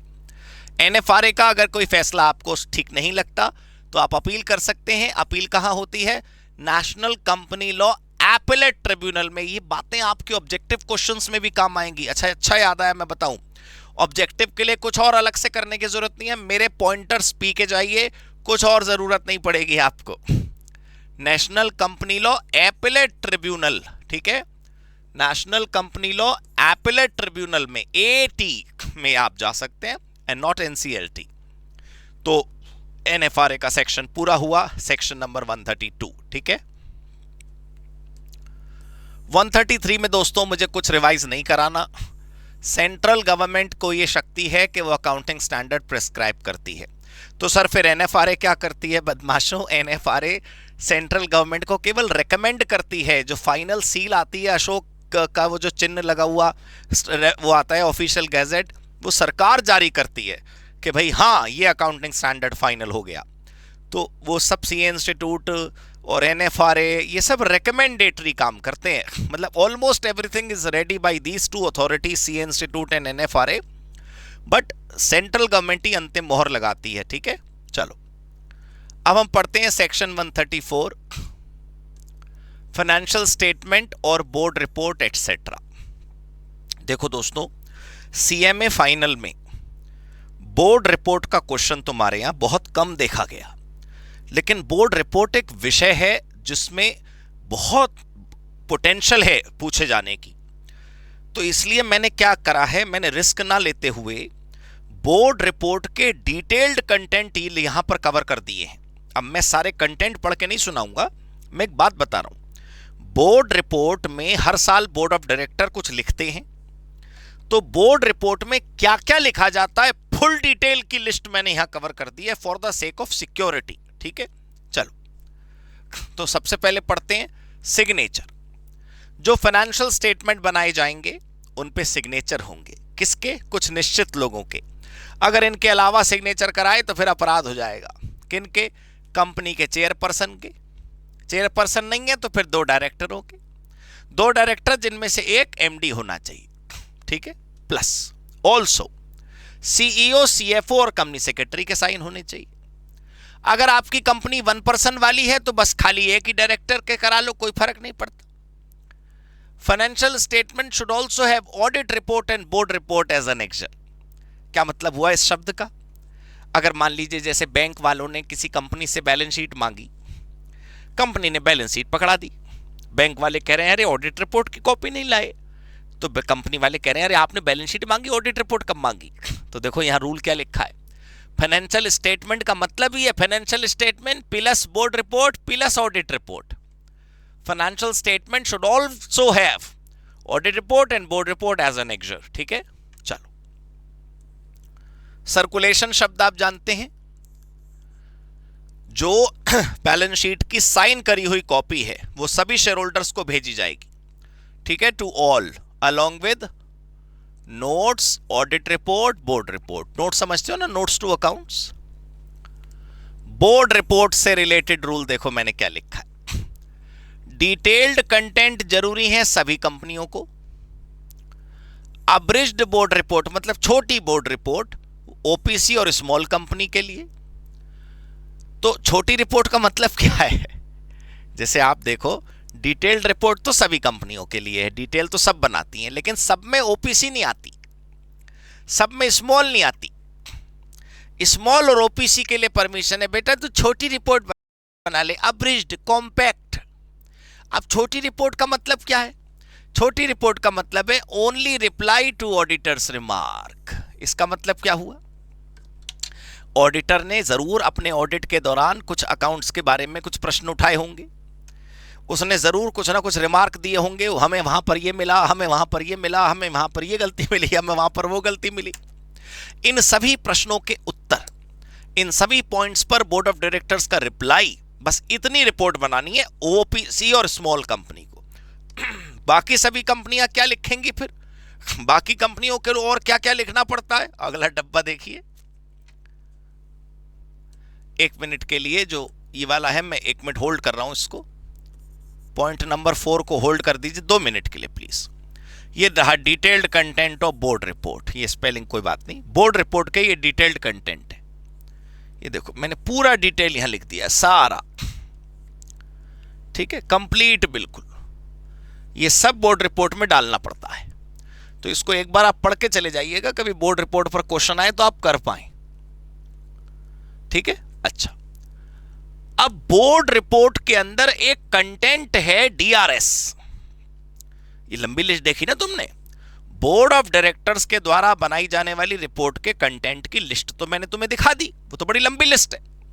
लेकिन बोर्ड ऑफ डायरेक्टर्स के द्वारा बनाई जाने वाली रिपोर्ट की जो डिटेल्ड लिस्ट है, उसमें एक पॉइंट बहुत कीमती है, DRS, director responsibility statement. DRS क्या होता है? डीआरएस एक ऐसा कागज है जिसके अंदर डायरेक्टर 6 बातों की शपथ लेते हैं, 6 ही हैं शायद, 1 2 3 4 5 6, हाँ, डायरेक्टर 6 बातों की कसम खाते हैं। हम कसम खाते हैं कि, ये एक प्रकार से सेल्फ डिक्लेरेशन होती है। तो 6 बातें क्या हैं जिसकी कसम खाते हैं? ये रही DRS, director responsibility statement, DRS. और ये किस बात की कसम खाते हैं? कि हमने एएस फॉलो करे हैं, हमने अकाउंटिंग पॉलिसी को जल्दी जल्दी नहीं बदला, कंसिस्टेंट फॉलो किया है, हमने पूरी केयर अकाउंट्स को मेंटेन करने में दिखाई है, पूरा ध्यान रखा है, हमने अपने अकाउंट्स गोइंग कंसर्न के हिसाब से बनाए, हमारी कंपनी ने इंटरनल फाइनेंशियल कंट्रोल को ठीक तरीके से फॉलो किया है, हमारी कंपनी ने जितने कानून हमारे ऊपर लगते हैं वो सब फॉलो किए। बस 134 हो गया। अब ये बोर्ड रिपोर्ट के देखो भाई, कंटेंट आप पढ़ लेना, लेकिन थोड़ा ज्यादा सीरियसली मत लेना प्लीज। हाँ, इसको पढ़ के जाओगे तो थोड़ा अगर आ गया तो लिख पाओगे, ये बात है, ठीक है। चलिए, अब है सेक्शन नंबर 135। सेक्शन नंबर 135 हम सब जानते हैं, सेक्शन नंबर 135 आपको डबल बेनिफिट देगा।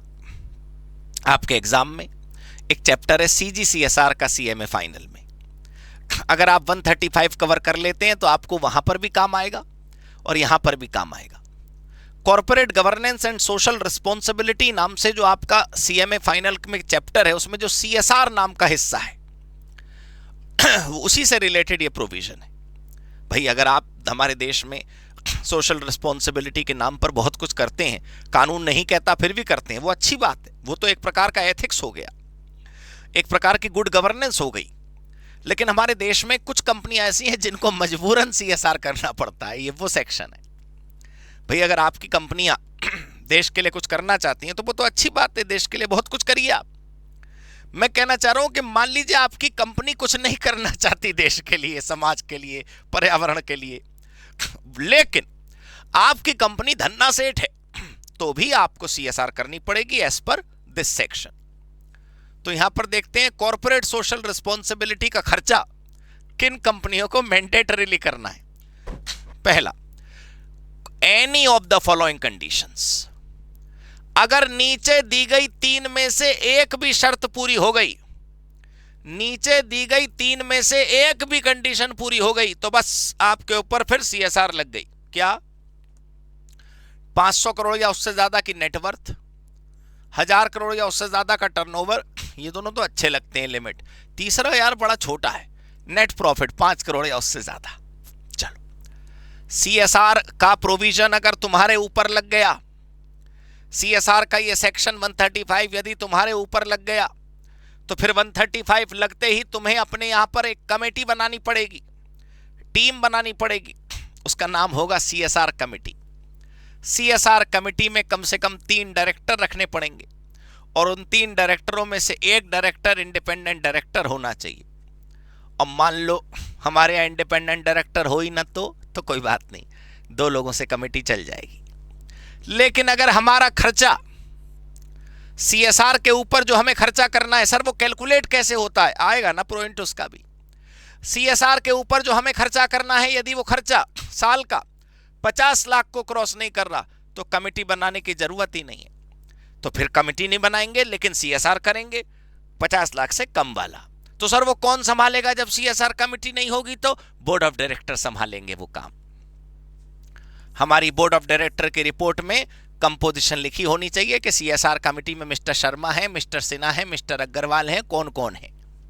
चलिए, CSR पॉलिसी क्या होती है? भाई देखो, प्लान ऑफ एक्शन तो बनाना पड़ेगा ना। आपकी कंपनी के ऊपर सेक्शन 135 लग गया, तो आपने CSR कमेटी बना ली। वो क्या कर रही CSR कमेटी? वो पॉलिसी बनाएगी और बोर्ड ऑफ डायरेक्टर को रेकमेंड करेगी। बोर्ड ऑफ डायरेक्टर उसे अप्रूव करेंगे कि हाँ, हमें तो वाइल्ड लाइफ के लिए काम करना है, या हमें तो चिल्ड्रन वेलफेयर के लिए काम करना है, या हमें तो विमेन एम्पावरमेंट के लिए काम करना है। कुछ तो तय करना पड़ेगा ना। कमेटी रेकमेंड करेगी CSR पॉलिसी को और बोर्ड ऑफ डायरेक्टर उसे अप्रूव करेंगे। CSR पॉलिसी को बोर्ड रिपोर्ट में भी लिखा जाएगा और वेबसाइट पर भी बताया जाएगा। याद रखना है कि वेबसाइट मैंडेटरी नहीं है। वेबसाइट का डिस्क्लोजर नहीं। अगर आपके पास वेबसाइट है ही नहीं तो बच गए आप, फिर वेबसाइट पर डिस्प्ले का चक्कर ही खत्म। लेकिन अगर आप पे वेबसाइट है और आपने CSR पॉलिसी डिस्प्ले नहीं करी तो अपराध है।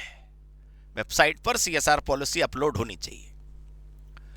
अब आया पॉइंट जो आप लोग पूछ रहे थे कि CSR के ऊपर कितना खर्चा करना है।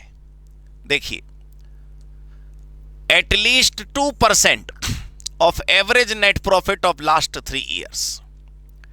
पिछले 3 साल में जो नेट प्रॉफिट आपका आया उसका एवरेज करिए पहले, उस एवरेज का 2% निकालिए। वो खर्चा हो गया चढ़ावा जो आपने खर्च करना ही है। लेकिन अगर हमने किसी साल ज्यादा खर्च कर दिया, 2 की जगह ज्यादा खर्च कर दिया, तो जितना ज्यादा खर्चा करा वो आगे एडजस्ट हो जाएगा। पहले नहीं होता था, वो एडजस्ट हो जाएगा, अगले 3 साल तक आगे एडजस्ट हो सकता है, फॉर नेक्स्ट 3 ईयर्स। ठीक है। अब ये अगला पॉइंट बहुत कीमती है। जैसे फॉर एग्जाम्पल मान लो आपने 100 करोड़ रुपए अलग कर लिए CSR के खर्चे के, 100 करोड़ रुपए। CSR का खर्चा करते समय CSR पर भी खर्चा होगा, लेकिन CSR में हमारा थोड़ा स्टाफ लग रहा है, उसके ऊपर भी तो खर्चा हो रहा है। CSR का थोड़ा एडमिनिस्ट्रेशन करने में भी तो खर्चा हो रहा है। तो वो खर्चा CSR के अमाउंट के 5% से ज्यादा नहीं होना चाहिए। आप 5% का कॉन्सेप्ट समझ गए ना। आगे CSR का जो भी खर्चा होगा दोस्तों, वो हमें कहां करना है? उन्हीं एरियाज में जो शेड्यूल 7 में स्पेसिफाइड है। शेड्यूल 7 में जो एरियाज स्पेसिफाइड है उसके अलावा नहीं खर्चा करना है कहीं पर। ठीक है, करेंगे, करते रहिए। दान हो गया लेकिन काउंट नहीं हुआ, दान हो गया लेकिन काउंट नहीं हुआ। अनस्पेंड CSR को थोड़ा ध्यान से समझ लीजिए मुझसे। दो लाइनें हैं बस, 1 मिनट लगेगा। जो पैसा आपने डिमार्केट कर दिया कि हम CSR पर खर्च करेंगे, वो बेटा खर्च होना चाहिए था। खर्च नहीं हो पाया तो जरा क्यों बताओ, क्यों नहीं खर्च हो पाया? 2 case.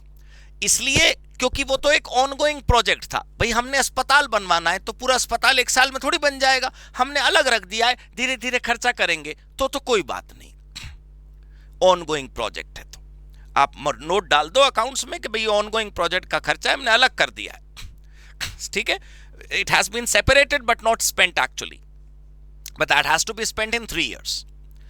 If it is not on for the ongoing project, अगर ये कोई ऑनगोइंग प्रोजेक्ट नहीं था, बस हमें मिला नहीं, कोई किसे देते, भाई कोई जमुना में थोड़ी फेंकाएंगे पैसे, कोई मिला ही नहीं, दान किसको दें, तो फिर क्या करना है? अनस्पेंड सीएसआर में डाल करके उसे शेड्यूल 7 के सरकार के किसी फंड को दे दीजिए आप। Prime minister national relief fund, national defence fund, PM cares fund, clean Ganga fund, स्वच्छ भारत कोष, बहुत कुछ है, कहीं भी दे दीजिए आप। देखिए, अनस्पेंड सीएसआर अगर ऑनगोइंग वाले की है तो फिर आप 3 साल तक ऑनगोइंग को खर्चा करते रहिए। 3 साल हो गए यार, अब तक तुम्हारा अस्पताल नहीं बना या तुम्हारे पैसे नहीं खर्च हुए, तो फिर अगले 30 दिन के अंदर आपको उसे सरकारी फंड में या चैरिटेबल फंड में ट्रांसफर करना। ठीक है, 3 साल का होता है ऑनगोइंग प्रोजेक्ट। और अगर ऑनगोइंग प्रोजेक्ट नहीं था तो फिर साल खत्म होने के 6 महीने के अंदर आप कहीं और ट्रांसफर कर दीजिए। ठीक है, मेरी नजर में दोस्तों ये जो हम अगला पॉइंट देखने जा रहे हैं वो ज्यादा कीमती है। सीएसआर के कुछ क्लेरिफिकेशंस हैं। वन ऑफ इवेंट, कोई मैराथन करवा दी हमने, ये क्लास वाली मैराथन नहीं, वो दौड़ने वाली मैराथन, वो Airtel presents cancer awareness marathon, ये सीएसआर नहीं है। जब खर्चा करेंगे तो लोकल एरिया में पहले प्रेफरेंस देंगे, जहां पर आपका ऑफिस है वहां के लोगों को पहले मदद मिलनी चाहिए। विदेश में कोई खर्चा करा आपने, स्कूल, अस्पताल, तालाब कुछ बनवाया, तो कोई सीएसआर नहीं है। विदेशों में करी गई इनकम सीएसआर के टर्नओवर में ऐड नहीं होगी, और विदेशों में करे गए खर्चे सीएसआर के खर्चे में काउंट नहीं होंगे। ठीक है, सीएसआर इंप्लीमेंट कैसे होती है वो आपकी इच्छा है। आप सीएसआर का खर्चा खुद संभालिए, किसी दूसरी कंपनी के साथ कोलैबोरेशन कर लीजिए, किसी दूसरे एनजीओ के साथ कोलैबोरेशन कर लीजिए, मिलकर के खर्चा कर दीजिए, लेकिन वो दूसरा एनजीओ 3 साल पुराना होना चाहिए। और आपको ये सब डिक्लेयर करना पड़ेगा सीएसआर 1 रजिस्ट्रेशन फॉर्म में। आप एमसीए को बताइए कि सीएसआर का खर्चा हम खुद कर रहे हैं, या हमारी किसी कंपनी के साथ हमने जॉइंट वेंचर कर लिया है, या हमने एक एनजीओ पार्टनर बना लिया अपना, उसके साथ मिलकर हम ये काम करेंगे, जो भी है। अच्छा, ये एक पॉइंट मुझे मिला, सीएसआर एंड कैपिटल एसेट। ये एक ऐसा पॉइंट है जो बहुत ध्यान से आपको समझना है। क्या एक कैपिटल गुड्स खरीदना सीएसआर में काउंट होता है? होना तो चाहिए भाई। हमने किसी एनजीओ को 50 एसी खरीद के दे दिए, 50 कमरे हैं उस एनजीओ में, कोई अनाथ आश्रम में, वैसे तो काउंट होना चाहिए। सीएसआर अमाउंट में बी स्पेंट फॉर क्रिएशन और एक्विजिशन ऑफ कैपिटल एसेट। और वो कैपिटल एसेट खरीद कर किसको देनी है आपने? या तो सेक्शन 8 कंपनी को, या किसी चैरिटेबल ट्रस्ट को, चैरिटेबल सोसाइटी को। लेकिन जिसको भी देंगे उसके पास सीएसआर रजिस्ट्रेशन नंबर होना चाहिए।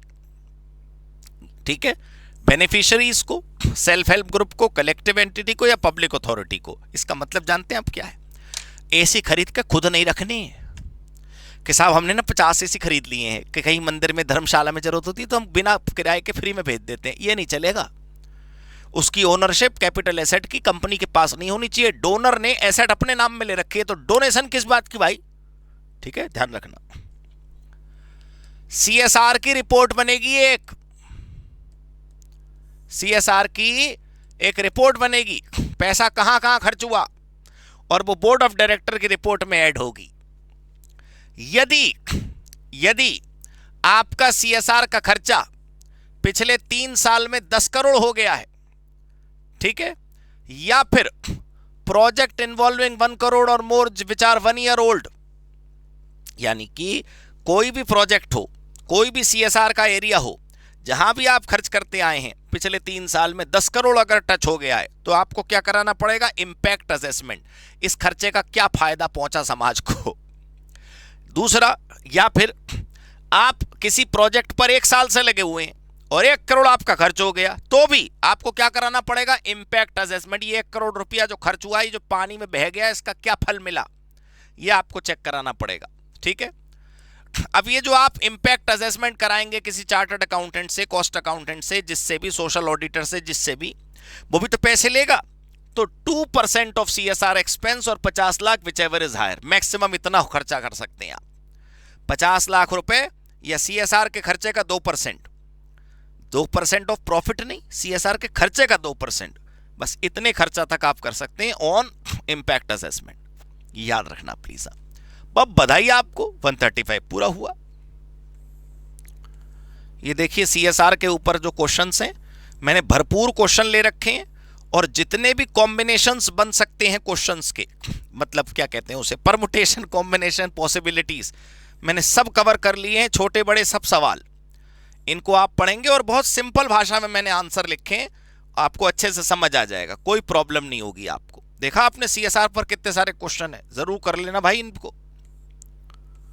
सेक्शन 135 के ऊपर देखो कितने सारे क्वेश्चंस हैं। चलिए अब है 136, छोटा सा सेक्शन है, 136 भी, 137 भी, 138 भी। 136 है right of member two copies. भाई आप हर साल शेयर होल्डर्स की मीटिंग बुलाते हो, बैलेंस शीट फाइनलाइजेशन के लिए, डिविडेंड डिक्लेरेशन के लिए, जो भी एनुअल काम होते होंगे उसके लिए। तो आप जब शेयर होल्डर्स को बुलाओगे, उनको नोटिस भेजोगे बुलाने का, उसको बोलते हैं नोटिस ऑफ एजीएम। तो नोटिस के साथ ही यार बैलेंस शीट का कॉपी भेज दो ना। वो हम पढ़ लेंगे कि फिजिकल भेजना है कि इलेक्ट्रॉनिक, 21 दिन पहले भेजना है कि 14 दिन पहले। बट आप कॉन्सेप्ट समझे, सेक्शन क्या कहता है? सेक्शन कहता है कि हमारे शेयर होल्डर्स का, हमारे मेंबर्स का ये अधिकार है कि उनके पास ऑडिटर का साइन करा हुआ बैलेंस शीट पहुंचना चाहिए, फाइनेंशियल स्टेटमेंट पहुंचना चाहिए। देखो, तो फाइनेंशियल स्टेटमेंट, ऑडिट रिपोर्ट, ये भेजना चाहिए हमें नीचे दिए गए लोगों को 21 दिन पहले, जनरल मीटिंग से 21 दिन पहले। हर शेयर होल्डर यानी कि हर मेंबर को, डिवेंचर ट्रस्टी को और अन्य जो भी लोग अधिकारी हैं। अब सर अन्य कौन लोग अधिकारी हैं, हमें इस चक्कर में नहीं पड़ना है, ठीक है। ये जो 21 दिन पहले भेजने का रूल है, ये 21 की जगह 14 हो जाता है। किन कंपनियों के लिए? 14 डेज फॉर चैरिटेबल कंपनीज, ठीक है। उसके नीचे भी कुछ बात लिखी है। चैरिटेबल कंपनियों को तो 21 की जगह 14 का परमिशन मिल गया, क्या बाकी कोई भी 21 से कम दिनों में भेज सकती है? हां, देखो, less than 21 days are allowed for non charitable companies, but अगर 95% मेंबर्स पहले से हां कर दें, हम तो जी शहर में ही रहते हैं, 14 दिन पहले बताओगे तब भी आ जाएंगे, क्या फर्क पड़ता है। चलो ध्यान से देखना है, स्पेशल रूल लिस्टेड कंपनियों के लिए। अगर हमारी कंपनी लिस्टेड है तो हर शेयर होल्डर को अलग अलग चिट्ठी भेजने की जरूरत नहीं है। क्या करें? जो भी कागज हैं, बैलेंस शीट, जनरल मीटिंग का नोटिस, ये सब ऑफिस में रख दो रेडी 21 दिन पहले। कोई भी आएगा देख लेगा। और एंड एक काम और करना है, क्या? स्टेटमेंट, जरूरी चीजें लिखकर AOC 3 और 3A में इज सेंड टू ऑल, आप ऑनलाइन भेज दो। अरे 100 पन्ने की बैलेंस शीट डाक में सारे शेयर होल्डर को भेजने का खर्चा कौन उठाएगा?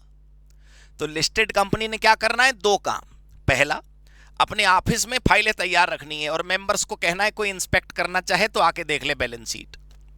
Balance sheet, books of account नहीं, जर्नल लेजर, ट्रायल बैलेंस नहीं, वो सिर्फ डायरेक्टर को अधिकार था। और स्टेटमेंट, जिसके अंदर कुछ जरूरी फीचर्स होंगे बैलेंस शीट के, बस समरी, फॉर्मेट नंबर AOC 3 या 3A, वो आप सभी शेयर होल्डर्स को भेज दो। अच्छा, इलेक्ट्रॉनिकली जब भेजते हैं तो कौन कौन लोग इलेक्ट्रॉनिक भेज सकते हैं?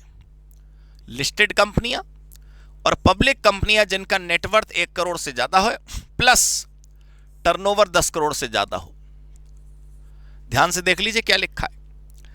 नीचे दी गई कंपनियां चाहें तो इलेक्ट्रॉनिकली भेज दें, वो वैलिड है, लेकिन बाकी कंपनियों को इलेक्ट्रॉनिकली नहीं भेजना है, बाकी कंपनियां फिजिकल भेजेंगी। कौन कौन सी कंपनियों को इलेक्ट्रॉनिक अलाउड है? एक लिस्टेड को और एक बाकी सारी अनलिस्टेड वाली पब्लिक कंपनियां जिनका नेटवर्थ 1 करोड़ से ज्यादा है प्लस जिनका टर्नओवर 10 करोड़ से ज्यादा है। इलेक्ट्रॉनिकली किसको भेजनी है? ये तो अजीब बात है, किसको भेजनी का क्या मतलब? शेयर होल्डर को ही तो भेजेंगे। टेंशन ये है दोस्तों कि लिस्टेड कंपनियों के शेयर डीमैट फॉर्म में होते हैं, इलेक्ट्रॉनिक फॉर्म में, डीमैटेरियलाइज्ड फॉर्म में। तो जो डीमैट अकाउंट होल्डर्स हैं, जिनकी ईमेल आईडी हमारे पास रजिस्टर्ड है, उनको तो हम ईमेल पे भेज देंगे। लेकिन कुछ ऐसे शेयर होल्डर्स, यानी कि ऐसी कंपनी जो लिस्टेड नहीं है, उसके शेयर होल्डर डीमैट में नहीं है, लेकिन फिर भी उन्होंने अपनी ईमेल आईडी दे रखी है, उनको ईमेल आईडी पे दे देंगे। बाकी सबके लिए फिजिकल डिस्पैच होगा। हमारी कंपनी को हमारे बैलेंस शीट वेबसाइट पर भी डिस्प्ले करनी पड़ेगी और लिस्टेड कंपनी के लिए ये मैंडेटरी है।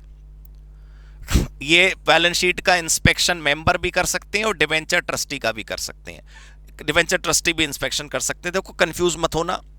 डायरेक्टर जो इंस्पेक्शन कर सकते थे, केवल डायरेक्टर, वो था books of accounts.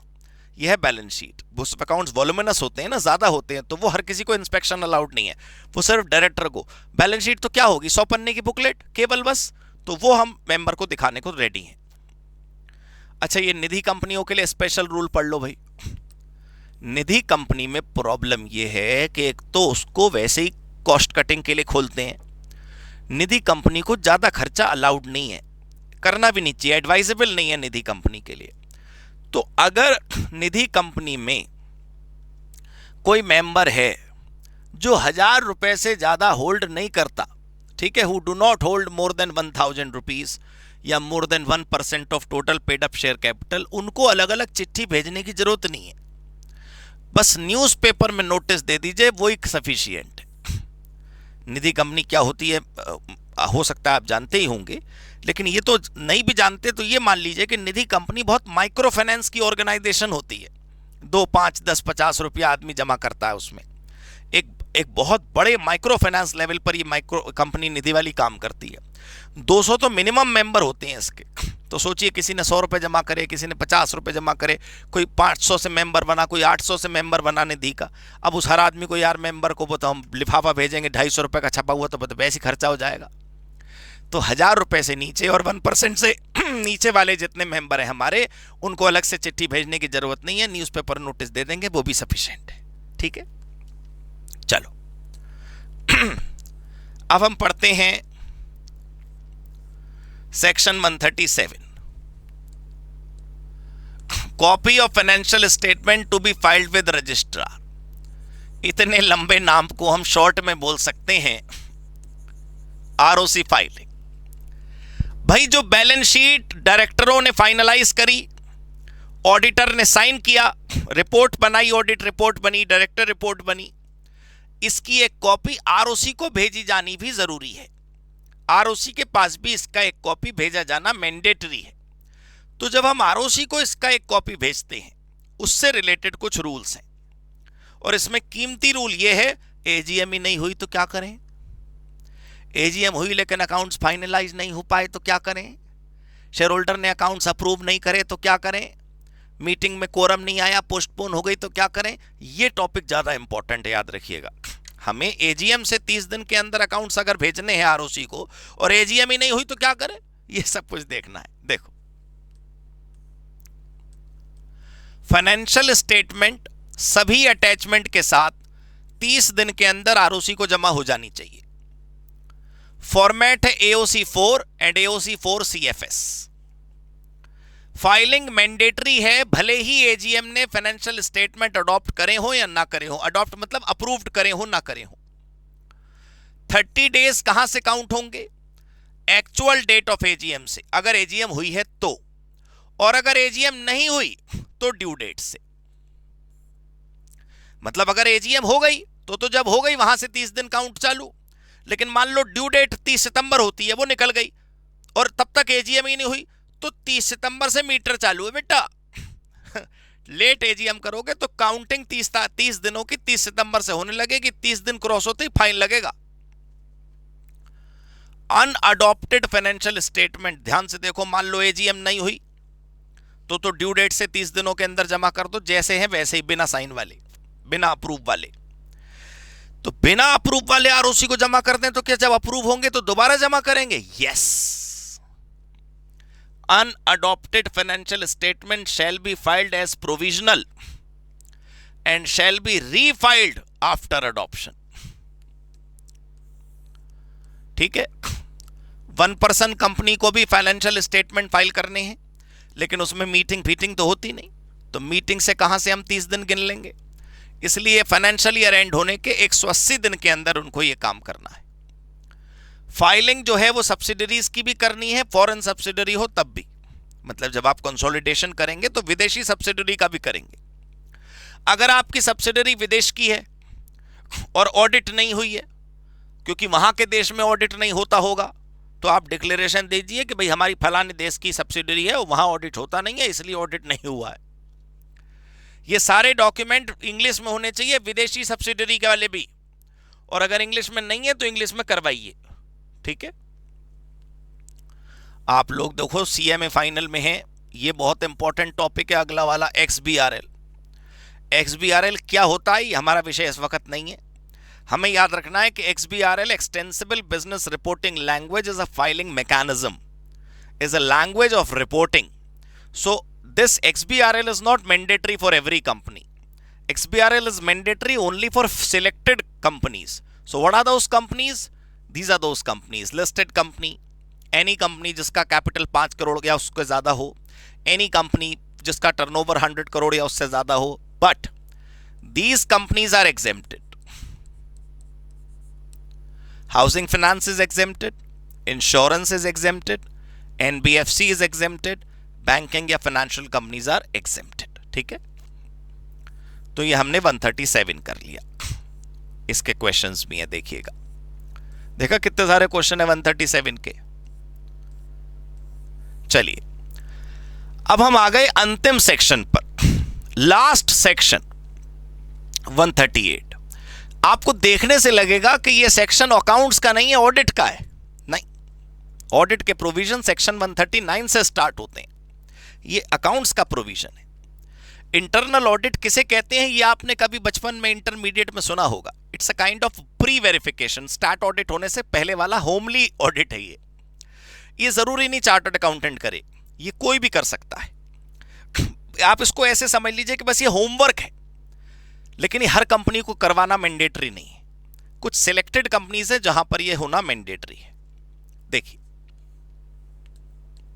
Listed company, public company जिनका कैपिटल 50 करोड़ या उससे ज्यादा है, पब्लिक कंपनी जिसका टर्नओवर 200 करोड़ या उससे ज्यादा है, पब्लिक कंपनी जिसका आउटस्टैंडिंग 100 करोड़ या उससे ज्यादा है, पब्लिक कंपनी जिसका डिपॉजिट 25 करोड़ या उससे ज्यादा है, प्राइवेट कंपनी जिसका टर्नओवर 200 करोड़ या उससे ज्यादा है, प्राइवेट कंपनी जिसका आउटस्टैंडिंग 100 करोड़ या उससे ज्यादा है। अब इसमें काम की बात जो आपको अच्छे से याद करनी है वो सुनिए पहले। ये जो अमाउंट है ये 31 मार्च के नहीं है। अच्छा, फिर कब के? प्रीवियस ईयर होता है ना, जनरली कोई भी लिमिट चेक करते हो तो पिछले साल की बैलेंस शीट से चेक करते हो, ये ऐसा नहीं है। पिछले पूरे साल में एक दिन के लिए भी अगर ये लिमिट क्रॉस हो गई और 31 मार्च को लिमिट क्रॉस नहीं हो रही तब भी इंटरनल ऑडिट होगा, याद रखना, ये विशेष नियम है। पिछला साल जो पूरा 365 दिन का था उसमें किसी एक दिन ऐसा हुआ कि हमारे डिपॉजिट 25 करोड़ को पार कर गए, लेकिन हमने थोड़ा सा रीपेमेंट कर दिया तो 31 मार्च को डिपॉजिट 20 करोड़ रह गए, तब भी इंटरनल ऑडिट होगा, याद रखना है। ठीक है, limits are to be checked during the previous year and not on the balance sheet date, ये ध्यान रखना है आपको। कौन करेगा इंटरनल ऑडिट? कोई भी कर सकता है, मे बी चार्टर्ड अकाउंटेंट और कॉस्ट अकाउंटेंट। दोस्तों, ये जो नोट्स हमने बनाए इसमें हमने काफी समय लगाया है, काफी मेहनत से बनाए गए हैं। आप इन नोट्स को अच्छे तरीके से पढ़िएगा, बढ़िया तरीके से रिवाइज करिएगा, पेपर में यही काम आएंगे, कुछ और करने की जरूरत नहीं है। Thank you so much, God bless you, goodbye. Hello बच्चों, कैसे हैं आप? मैं CA संतोष कुमार। मैंने और मेरी टीम ने डिसाइड किया कि जो क्वालिटी एजुकेशन मैं और मेरी टीम एक पर्टिकुलर एरिया में प्रोवाइड कर रहे हैं उसको पूरे देश में क्यों न फैलाया जाए at the reasonable cost under the brand name of COC education private limited. मेरे बच्चों, इस सक्सेस को हमने पाया, कॉमर्स के स्टूडेंट्स किसी भी कोर्स के हो वो पूरे ऑल ओवर इंडिया में बैठ के हमारे कोर्सेज से बेनिफिट ले रहे हैं या ले चुके हैं। हमें जो दूसरों से अलग करता है वो है हमारा डेली डाउट सेशन। हमारा जो एकेडमिक इंस्ट्रक्टर टीम है आपके कॉन्टिन्यूस आपके ग्रोथ पे वो नजर बनाए रखता है और आपको कॉन्टिन्यूस बेसिस पे मोटिवेट करना आपको स्टडी के लिए। मेरे बच्चों, कुछ रिव्यूज पूरे ऑल ओवर इंडिया से आए हैं, मैं चाहता हूं कि वो आपसे शेयर करूं। Hello, my name is Anshika and I'm doing CA Intermediate. Ayaz from Bihar, student of COC since class 11th and now in founded. I have purchased my CMA Intermediate classes from COC Education. Hi everybody, this is Rahul. I am currently pursuing a CMA Finance. मैंने YouTube पर पहली बार तो sir का class देखा, उनके पढ़ाने का तरीका मुझे बहुत ही पसंद आया। Very thankful to Santosh sir. He is really a very nice teacher. teacher. अगर मैं संतोष सर के टीचिंग स्टाइल के बारे में बात करूँ तो आपको महसूस ही नहीं होगा कि आप वीडियो क्लासेस में बैठे हो, आप लाइव क्लासेस में बैठे हो। Santosh sir has cleared all my doubts and he gives a very tagda answer to her accountancy. Thanks to COC, my concepts are pretty clear, my doubts get clear right away, and I'm even able to score a good mark. ये आप भी हमारे साथ join करें और success के path पे आप भी हमारे साथ अपने सपनों को पूरा करें। थैंक यू बच्चों।